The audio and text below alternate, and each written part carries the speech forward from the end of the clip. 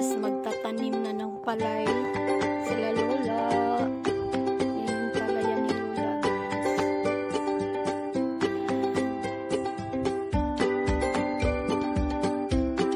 Yan yung palay, guys. At yun ang bahay namin, guys.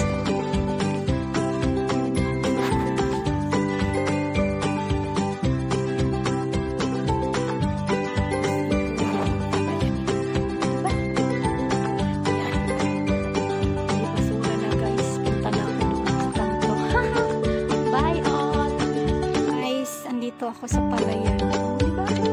Ganda ng view dito, guys. Parang sa Philippines lang. Parang nasa Pinas lang.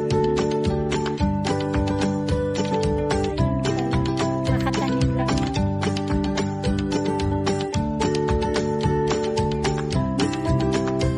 Nag-bike ako, guys.